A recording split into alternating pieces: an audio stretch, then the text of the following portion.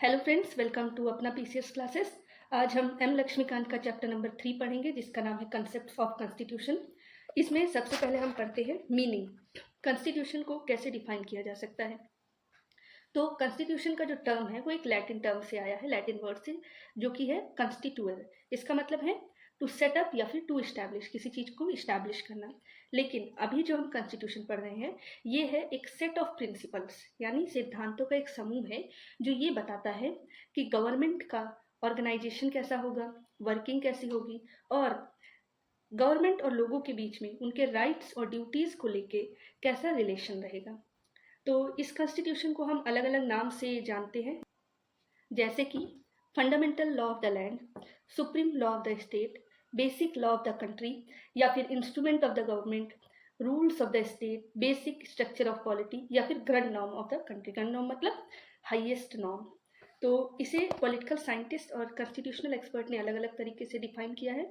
जैसे कि गिलक्रिस्ट ने इसे कहा है कि कॉन्स्टिट्यूशन एक बॉडी ऑफ रूल्स या लॉ है, लॉ या रूल्स का एक बॉडी है जो यह डिटरमाइन करता है कि जो गवर्नमेंट का ऑर्गेनाइजेशन कैसा होगा, अलग अलग गवर्नमेंट के ऑर्गन्स में जो पावर हैं वो कैसे डिस्ट्रीब्यूट होंगी, और ये जो पावर्स है इन्हें एक्सरसाइज करने के लिए कौन से जनरल प्रिंसिपल लागू होंगे। इसके अलावा गिलक्रिस्ट के बाद गेटल ने क्या कहा। गेटल ने कहा कि जो फंडामेंटल प्रिंसिपल जो ये बताते हैं कि स्टेट का फॉर्म क्या है, उसे ही हम कॉन्स्टिट्यूशन कहते हैं। अब इसमें क्या क्या इंक्लूड हो सकता है। इसमें इंक्लूड हो सकता है कि किस मेथड से स्टेट को ऑर्गेनाइज किया गया, जो सॉवरेन पावर है अलग अलग ऑर्गन्स के बीच में कैसे डिस्ट्रीब्यूट की गई, और जो गवर्नमेंट फंक्शन है उसका स्कोप क्या है, यानी क्षेत्राधिकार क्या है, मैनर क्या है कि किस तरीके से वो एक्सरसाइज होगी। इसके अलावा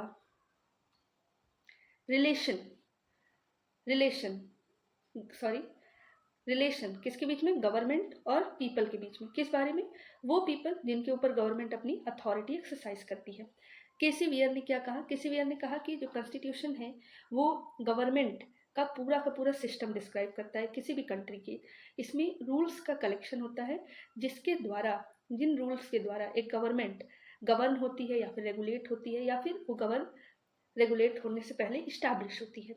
इसके बाद वेड एंड फिलिप्स का कहना है कि जो कॉन्स्टिट्यूशन है वो एक ऐसा डॉक्यूमेंट है जिसकी स्पेशल लीगल सैंक्टिटी है, यानी बहुत ही ये लीगली एक बहुत ही पवित्र डॉक्यूमेंट है, जो ये बताता है कि जो गवर्नमेंट के जितने भी ऑर्गन्स हैं उनका फ्रेमवर्क क्या है, यानी वो कैसे हैं, उनका क्या कॉन्स्टिट्यूशन है।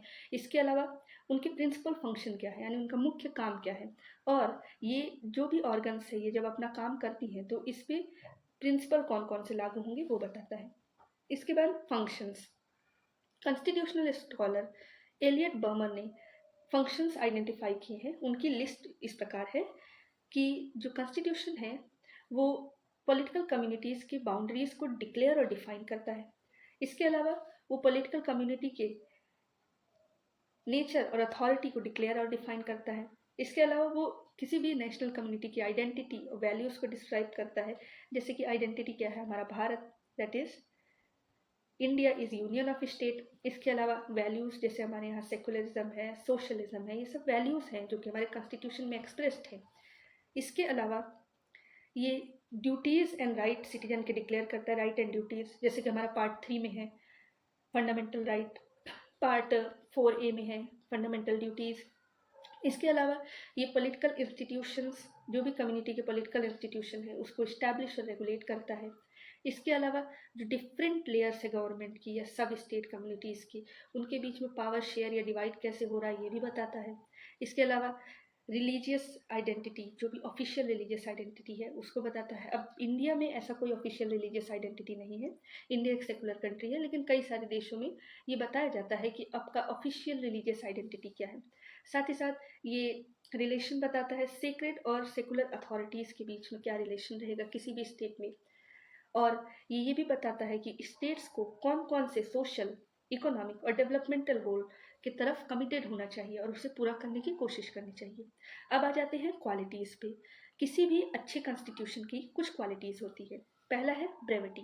ब्रेविटी मतलब बहुत ही कंसाइज वे में किसी चीज़ को बताना, गागर में सागर भरना जैसा। तो कॉन्स्टिट्यूशन प्रिसाइज होना चाहिए। इसमें कोई भी अनवांटेड प्रोविजन नहीं है, जिसका काम नहीं है वो रहना नहीं चाहिए। और कोई भी कॉन्स्टिट्यूशन जो बहुत लंबा है वो अच्छा कॉन्स्टिट्यूशन नहीं माना जाता। क्यों? क्योंकि वो बहुत कन्फ्यूजन क्रिएट करता है किसमें, इंटरप्रिटेशन में। क्लॉजेस के इंटरप्रिटेशन, जब ढेर सारे क्लॉजेस होंगे तो उसके इंटरप्रिटेशन में बहुत सारी कन्फ्यूजन्स होंगी। इसके अलावा सेकंड जो क्वालिटी है वो है क्लैरिटी। कॉन्स्टिट्यूशन को अपने सारे प्रोविजन क्लियर टर्म्स में बताने चाहिए। जितना क्लियर कॉन्स्टिट्यूशन होगा उतना ही अच्छा कॉन्स्टिट्यूशन होगा। जितनी ही कॉम्प्लिकेटेड लैंग्वेज होगी उतनी उसकी अंडरस्टैंडिंग रिड्यूस होती जाएगी, और रिड्यूस अगर अंडरस्टैंडिंग होगी तो इससे जो इम्प्लीमेंटेशन है उस कॉन्स्टिट्यूशन का उसमें प्रॉब्लम आएगी। नेक्स्ट, डेफिनिटनेस। कॉन्स्टिट्यूशन में जितने भी प्रोविजंस हैं उनकी एक डेफिनिट मीनिंग होनी चाहिए।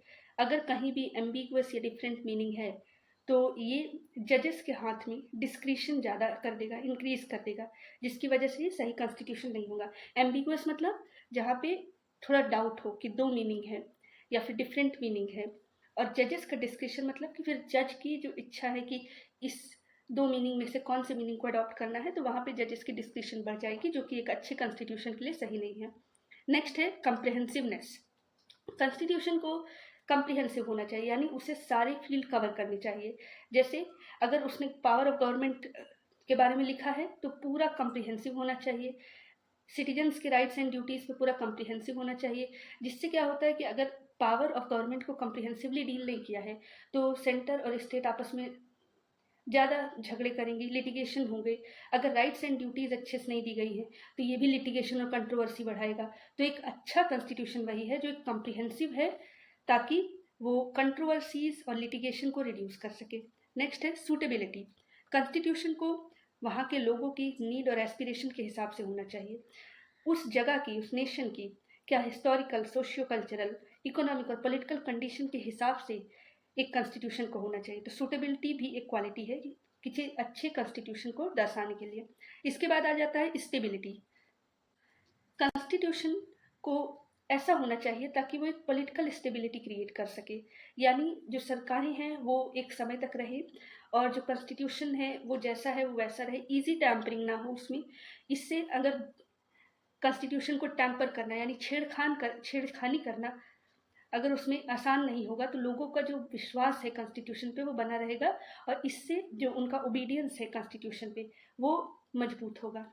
इसके बाद नेक्स्ट क्वालिटी है एडेप्टेबिलिटी।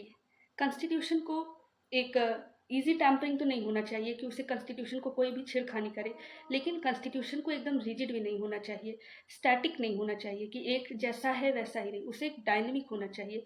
बदलते समय के साथ, बदलते सिचुएशंस के साथ, रिक्वायरमेंट के साथ वो खुद को अडॉप्ट कर ले। जैसी सिचुएशन वैसा कॉन्स्टिट्यूशन। तो इसे एक लिविंग डॉक्यूमेंट होना चाहिए, समय के साथ इवॉल्व होने वाला। अब आ जाते हैं क्लासिफिकेशन पे।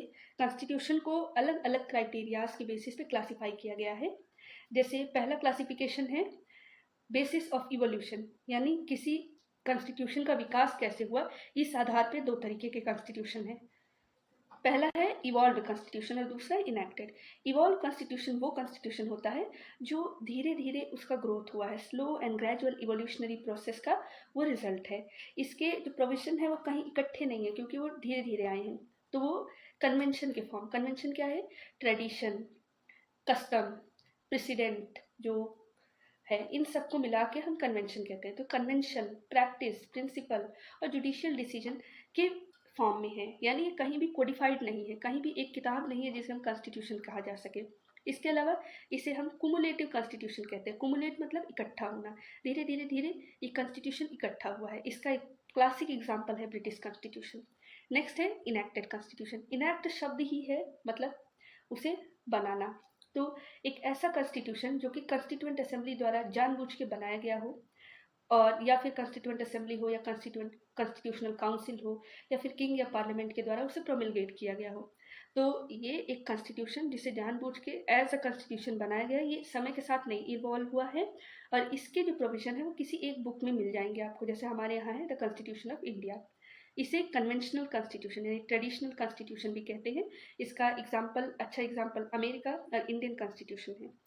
अब इसके बाद जो दूसरा क्लासिफिकेशन है वो बेसिस क्या है उसका, इनकॉर्पोरेशन ऑफ प्रोविजंस, यानी प्रोविजन को कहाँ रखा गया है उस आधार पे। ये दो तरीके के हैं, रिटन अनरिटन। अगर उसे एक सिंगल बुक में रखा गया है तो वो रिटन, अगर वो अलग अलग जगह स्कैटर्ड है, कहीं भी एक सिंगल बुक में नहीं है तो वो है अनरिटन। तो रिटन कॉन्स्टिट्यूशन क्या है, जो एक बुक में इनकॉर्पोरेटेड है, एक बुक में वो समाहित है, चाहे वो एक बुक हो सकती है या एक डॉक्यूमेंट हो सकता है या कई सारे डॉक्यूमेंट हो सकता है, लेकिन वो एक सेट ऑफ डॉक्यूमेंट है। इसे कॉन्शियसली यानी सोच समझ के एक कॉन्स्टिट्यूएंट असेंबली या कॉन्स्टिट्यूशनल कन्वेंशन के द्वारा इसे बनाया गया है। तो इसके अलावा इसे डॉक्यूमेंट्री कॉन्स्टिट्यूशन कहते हैं, क्योंकि ये डॉक्यूमेंट में है तो डॉक्यूमेंट्री कॉन्स्टिट्यूशन या फिर कोडिफाइड कॉन्स्टिट्यूशन कहते हैं। इसके एग्जाम्पल्स हैं यूएस के कॉन्स्टिट्यूशन, कनाडा, जापान, फ्रांस और इंडिया के। इसके बाद हम आते हैं अनरिटन कॉन्स्टिट्यूशन पे। अनरिटन कॉन्स्टिट्यूशन वो होते हैं जिसके ज़्यादातर प्रोविजन किसी भी बुक में इनकॉर्पोरेट नहीं है, ना ही बुक में, ना ही डॉक्यूमेंट में, ना किसी सीरीज ऑफ डॉक्यूमेंट में। ये ज़्यादातर कन्वेंशन के फॉर्म में या फिर कोई प्रैक्टिस है, प्रिंसिपल है, या कोई चार्टर, स्टेट्यूट भी एक तरीके का लॉ होता है, जुडिशियल डिसीजन, इन सब के फॉर्म में वो कहीं ना कहीं विद्यमान है, लेकिन एक सिंगल बुक जो होता है उसमें ये नहीं है। तो ये है अनरिटन कॉन्स्टिट्यूशन। ये इसलिए नहीं रिटर्न किया गया क्योंकि एक हिस्टोरिकल इवोल्यूशन का प्रोडक्ट है।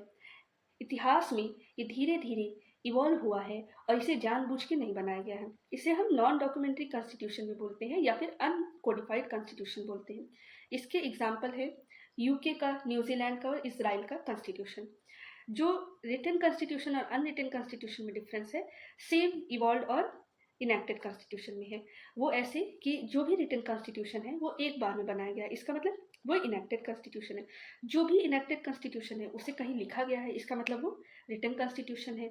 इसके बाद जो अनरिटन कॉन्स्टिट्यूशन है, इसका मतलब वो क्या है, लिखा नहीं गया है तो वो धीरे धीरे इवॉल्व हुआ है, और जो इवॉल्व हुआ है तो उसे एक साथ तो लिखा नहीं जा सकता, इसीलिए अनरिटन कॉन्स्टिट्यूशन। अब आ जाते हैं, तीसरा क्लासिफिकेशन है अमेंडमेंट के बेसिस पे, कि किस कॉन्स्टिट्यूशन का मेथड ऑफ अमेंडमेंट जैसा है। उस हिसाब से दो तरह के कॉन्स्टिट्यूशन, एक रिजिड और एक फ्लेक्सिबल। कॉन्स्टिट्यूशन रिजिड है कि फ्लेक्सिबल है, ये हम उसके अमेंडमेंट के प्रोसीजर के द्वारा जानते हैं। अब ये क्लासिफिकेशन दिया लॉर्ड जेम्स ब्राइस ने। एक रिजिड कॉन्स्टिट्यूशन वो होता है जिसे ऑर्डिनरी लॉज के सेम तरीके से अमेंड ना किया जा सके, यानी ऑर्डिनरी लॉ को जब बनाया जाता है तो एक प्रोसीजर होता है, वो प्रोसीजर और जो कॉन्स्टिट्यूशनल अमेंडमेंट का प्रोसीजर है वो दोनों अलग हो। कॉन्स्टिट्यूशन के लिए थोड़ा अलग प्रोसीजर हो, ऑर्डिनरी के लिए अलग प्रोसीजर हो। इसका मतलब जो कॉन्स्टिट्यूशन के लिए है वो उसमें स्पेशल प्रोसीजर लगे। तो एक रिजिड कॉन्स्टिट्यूशन में स्पेशल प्रोसीजर लगता है उसके अमेंडमेंट के लिए। इसका मतलब ऑर्डिनरी लॉ और कॉन्स्टिट्यूशनल लॉ के मेकिंग में डिफरेंस आ जाता है। इसके बाद जो फ्लेक्सिबल कॉन्स्टिट्यूशन होता है, फ्लेक्सिबल कॉन्स्टिट्यूशन वो होता है जिसमें जो ऑर्डिनरी लॉ बनाने का प्रोसीजर है सेम प्रोसीजर अमेंडमेंट में लगता है, इसमें कोई भी स्पेशल प्रोसीजर नहीं होता है।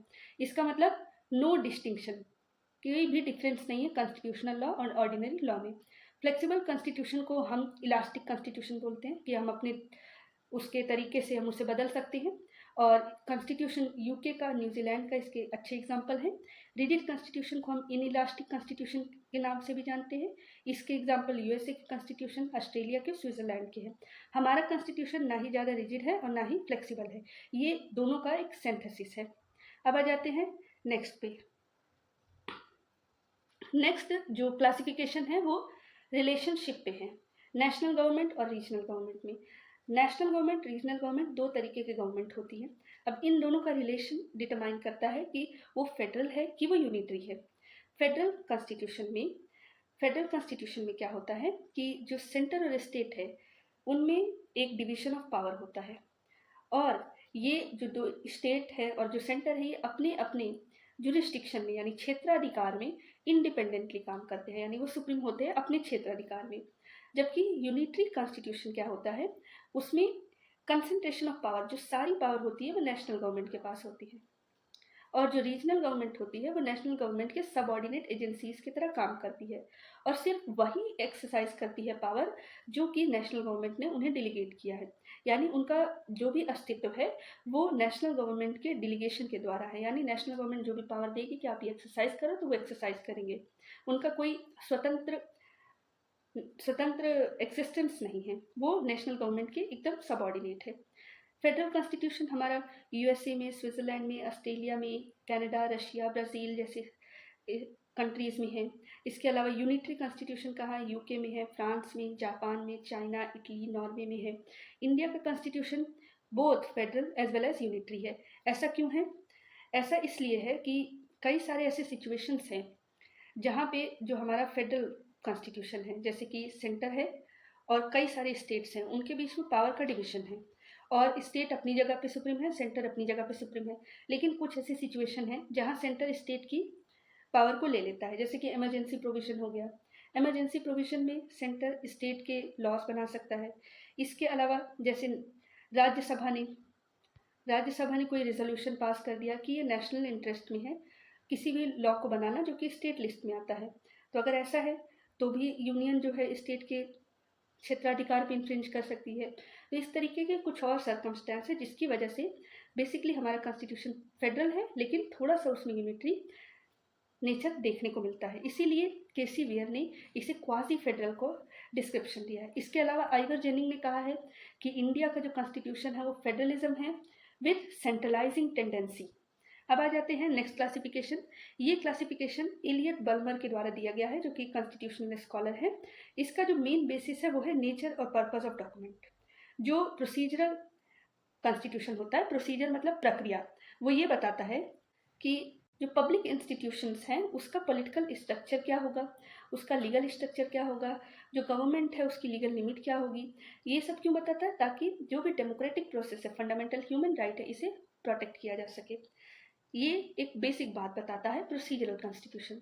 लेकिन इन चीज़ों के अलावा जो प्रेस्क्रिप्टिव कॉन्स्टिट्यूशन है वो एक चीज़ और बताता है कि कुछ कॉमन सोसाइटल गोल होते हैं जो कि पूरी सोसाइटी के द्वारा ब्रॉड कंसेंसस होता है, यानी सब उसे मानते हैं कि ऐसे कॉमन सोसाइटल गोल हैं। तो उन सोसाइटल गोल पे पब्लिक अथॉरिटी को काम करना चाहिए ताकि उसे अचीव किया जा सके। ये बताता है प्रेस्क्रिप्टिव कॉन्स्टिट्यूशन। अब आ जाते हैं हम नेक्स्ट पे, कॉन्स्टिट्यूशनलिज्म और कॉन्स्टिट्यूशनल गवर्नमेंट। कॉन्स्टिट्यूशन हमने समझा, कॉन्स्टिट्यूशनल गवर्नमेंट क्या है? कॉन्स्टिट्यूशन और कॉन्स्टिट्यूशनल गवर्नमेंट को हम क्लोजली मानते हैं साथ में, लेकिन इसमें डिफरेंस है। डिफरेंस ये है कि कॉन्स्टिट्यूशन तो हो सकता है लेकिन कॉन्स्टिट्यूशनलिज्म होना जरूरी नहीं है। जैसे कि कंट्री है डिक्टेटरशिप की, तो इस डिक्टेटर ने एक कॉन्स्टिट्यूशन बना दिया, बोला ये कॉन्स्टिट्यूशन है, तो कॉन्स्टिट्यूशन तो आ गया। लेकिन अब इस डिक्टेटर ने कि अपने पास इतनी पावर रखी कि जब चाहे वो इस कॉन्स्टिट्यूशन के प्रोसीजर को बदल सकता है, और इस कॉन्स्टिट्यूशन में इसने ऐसी ऐसी पावर रखी जिसमें मनमाना काम कर सके, तो वहाँ कॉन्स्टिट्यूशनलिज्म नहीं है। कॉन्स्टिट्यूशनलिज्म कहाँ पर है? कॉन्स्टिट्यूशनलिज्म ये बात मानता है कि जो गवर्नमेंट है उसे पावर तो होनी चाहिए, लेकिन पावर कैसी होनी चाहिए? लिमिटेशन होनी चाहिए उन पावर्स पे।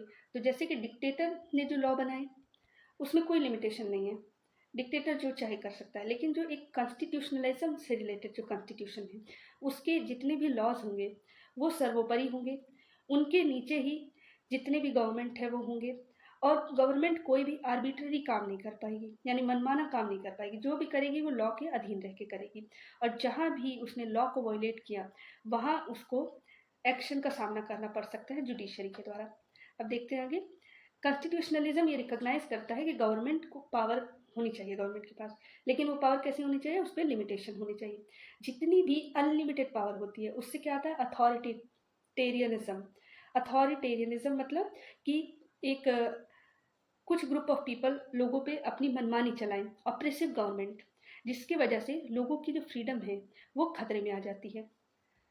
सिर्फ वही कॉन्स्टिट्यूशन जिन्होंने अपने गवर्नमेंट के पावर पे लिमिटेशन लगा के रखी है वही कंट्री है जिसके पास ना ही सिर्फ कॉन्स्टिट्यूशन बल्कि कॉन्स्टिट्यूशनलिज्म भी है। तो जो कंसेप्ट है कॉन्स्टिट्यूशनलिज्म का वो बेसिकली ये बताता है कि एक पॉलिटी होना चाहिए, यानी जो गवर्नमेंट होना चाहिए वो गवर्न होना चाहिए किसी कॉन्स्टिट्यूशन के द्वारा, और उस कॉन्स्टिट्यूशन में एक लिमिटेड गवर्नमेंट का बात होनी चाहिए। रूल ऑफ लॉ होना चाहिए, यानी हर कोई रूल ऑफ लॉ के नीचे है, कोई भी लॉ से ऊपर नहीं है। जैसा कि उल्टा इसका क्या है? Arbitrary, despotic, authoritarian, totalitarian rule, ये चारों नहीं होने चाहिए। क्या होना चाहिए? रूल ऑफ लॉ होना चाहिए, मनमानी नहीं होना चाहिए, किसी एक पर्सन की नहीं चलनी चाहिए, लॉ के ऊपर कोई चीज़ नहीं होनी चाहिए। तो कॉन्स्टिट्यूशनल गवर्नमेंट जो भी होगा वो डेमोक्रेटिक गवर्नमेंट होगा, क्योंकि अगर आप लोगों की बात नहीं सुनेंगे तो आप कॉन्स्टिट्यूशनल गवर्नमेंट नहीं है। तो it should be necessarily democratic government, और किसी भी इंडिविजुअल या इंस्टीट्यूशन, चाहे कोई बड़ा इंस्टीट्यूशन हो या चाहे एक पर्सन हो, उसके अंदर आर्बिट्ररी पावर नहीं होगी। जो भी होगा वो सब लॉ के अधीन होगा, और लॉ ऐसा होगा जो सबसे सर्वोपरि होगा। तो कॉन्स्टिट्यूशनलिज्म में अगर कहीं भी आर्बिट्ररी पावर आ जाती है तो ये कॉन्स्टिट्यूशनलिज्म का निगेशन है। इसका मतलब चाहे ये आर्बिट्ररी पावर कौन दिया हो, कॉन्स्टिट्यूशन ने खुद दिया हो, लेकिन जहाँ आर्बिट्ररीनेस आया वहाँ कॉन्स्टिट्यूशनलिज्म गया। अब कॉन्स्टिट्यूशनलिज्म ये कहता है कि एक पॉलिटिकल ऑर्डर होना चाहिए जिसमें गवर्नमेंट लिमिटेड होनी चाहिए, तो इसीलिए इसे एक कॉन्सेप्ट ऑफ लिमिटेड गवर्नमेंट भी हम जानते हैं, और इसीलिए हम इसे एक तरीके का ऐसा गवर्नमेंट मानते हैं जो कि सिविलाइज्ड है। अब जो रियल जस्टिफिकेशन है कॉन्स्टिट्यूशन का, कोई भी कॉन्स्टिट्यूशन बनाने का उद्देश्य यही होना चाहिए कि लिमिटेड गवर्नमेंट हो, ताकि जो गवर्न भी कर रहे हैं वो खुद लॉ और रूल्स के अधीन हो, ना कि लॉ और रूल से ऊपर हो। इसके बाद हम आ जाते हैं कॉन्स्टिट्यूशनलिज्म की कुछ डेफिनेशंस, जैसे कि फ्रेडरिच ने क्या कहा है। फ्रेडरिच ने कहा है कि कॉन्स्टिट्यूशनलिज्म गवर्नमेंट पे एक इफेक्टिव रिस्ट्रेन लगाती है, यानी एक उनके ऊपर रोक लगाती है, जिसकी वजह से जो फेयर प्ले है वो इंश्योर होता है। यानी एक ऐसा बॉडी ऑफ रूल्स है जिसकी वजह से फेयर प्ले आता है, ताकि गवर्नमेंट तब जाके एक रिस्पॉन्सिबल गवर्नमेंट होती है। अगर गवर्नमेंट के ऊपर रिस्ट्रेन नहीं हुआ तो गवर्नमेंट रिस्पॉन्सिबल नहीं रहेगी, क्योंकि वो फिर अपने मनमाने तरीके से काम करेगी। नेक्स्ट, रॉसिक ने कहा कि कॉन्स्टिट्यूशनलिज्म मतलब एक लिमिटेड गवर्नमेंट। ये एंटीथेसिस है। किस चीज़ का एंटीथेसिस? मतलब अपोजिट है। अपोजिट किस चीज़ का है? ऐसे गवर्नमेंट का जो कि अनरिस्ट्रेन्ड विल ऑफ यूजर के द्वारा, रूलर के द्वारा चल रही हो, यानी रूलर की जो मनमानी है जिससे पे कोई लगाम नहीं है, अगर ऐसी गवर्नमेंट है तो इसका उल्टा है कॉन्स्टिट्यूशनलिज्म। अब जो भी जिस भी तरीके का उस पर रोक लगी, रेस्ट्रेन लगी, बस क्या होना चाहिए कि एक लिमिटेशन होनी चाहिए गवर्नमेंट पे। कोई भी गवर्नमेंट आर्बिट्ररी गवर्नमेंट नहीं होनी चाहिए। नेक्स्ट, केसी वेयर ने क्या कहा कि कॉन्स्टिट्यूशनल गवर्नमेंट मतलब एक ऐसा गवर्नमेंट जो कि कॉन्स्टिट्यूशन के जो टर्म्स है उससे बढ़ के हो, यानी कॉन्स्टिट्यूशन के टर्म्स से तो बहुत सारे गवर्नमेंट है, लेकिन कोई ऐसा गवर्नमेंट जो आर्बिट्ररी गवर्नमेंट से उल्टा हो, यानी वहाँ मनमानी ना हो, वहाँ पे कॉन्स्टिट्यूशन के द्वारा लिमिटेड हो, और जो गवर्नमेंट है वो उसे रूल करने वाले लोगों के डिज़ायर्स और कैपेसिटी के द्वारा ना लिमिटेड हो, बल्कि लिमिटेड किसके द्वारा हो? कॉन्स्टिट्यूशन के द्वारा। तो बेसिकली कॉन्स्टिट्यूशन ऐसा हो जिसको जो सब चीज़ से सर्वोपरि हो, जिसमें आर्बिट्ररी गवर्नमेंट का कोई भी स्कोप ना हो, वही है कॉन्स्टिट्यूशनल गवर्नमेंट। अब आगे आते हैं। येबिमा के हिसाब से जो कॉन्स्टिट्यूशनल गवर्नमेंट एक ऐसी गवर्नमेंट होगी जिसके जो रूलर्स हैं वो रूल्स और प्रिंसिपल के द्वारा सब्जेक्ट हो, यानी वो भी उन रूल्स और प्रिंसिपल के अधीन हो। ऐसे, और ये रूल्स एंड प्रिंसिपल कैसे होने चाहिए? जो उनके पावर को लिमिट कर रही हो, पावर के एक्सरसाइज को लिमिट कर रही हो। आगे चलते हैं। अब आ जाते हैं कि एलिमेंट्स क्या है। तो लुइस हेनकिन जो कॉन्स्टिट्यूशनल स्कॉलर है, इन्होंने 8 एलिमेंट्स बताए कॉन्स्टिट्यूशनलिज्म के, जो कि इस प्रकार हैं। सबसे पहले पॉपुलर सॉवरेंटी। पॉपुलर सॉवरेंटी मतलब जो गवर्नमेंट है वो इलेक्ट हो किसके द्वारा? पीपल के द्वारा। इसके बाद है rule of law. Rule of law में आता है इक्वालिटी बिफोर लॉ और इक्वल प्रोटेक्शन ऑफ लॉ। इसका मतलब कितना भी बड़ा गवर्नमेंट हो, चाहे वो प्रधानमंत्री हो, वो लॉ के अंडर ही आएगा, लॉ से ऊपर कोई नहीं। इसके अलावा डेमोक्रेटिक गवर्नमेंट होनी चाहिए। जब गवर्नमेंट डेमोक्रेटिक होगी तो लोगों के विल्स के अनुसार काम होगा, तो वो कभी भी आर्बिट्ररी नहीं होगी, और इस वजह से वो रिस्पॉन्सिबल और अकाउंटेबल गवर्नमेंट भी रहेगी। इसके अलावा जो पावर्स का सेपरेशन होना चाहिए अलग अलग ऑर्गन्स में, और हर ऑर्गन एक दूसरे के ऊपर चेक करे कि वो अपनी पावर को सही इस्तेमाल कर रहा है कि नहीं, और अगर वो अपनी पावर को सही इस्तेमाल नहीं कर रहा है तो उसे बैलेंस करे। इन सब के साथ एक इंडिपेंडेंट जुडिशरी भी कॉन्स्टिट्यूशनलिज्म का इंडिकेशन है, क्योंकि जब जुडिशरी रहेगी तो वो इस रूल ऑफ लॉ को इंश्योर कर सकती है, वो गवर्नमेंट को डेमोक्रेटिक और अकाउंटेबल बना सकती है। इसके अलावा civilian control of military. Military का जो कंट्रोल है वो सिविल गवर्नमेंट के अंडर रहे, यानी जो भी इम्पॉर्टेंट स्ट्रैटेजिक डिसीजन है वो कौन ले? गवर्नमेंट ले।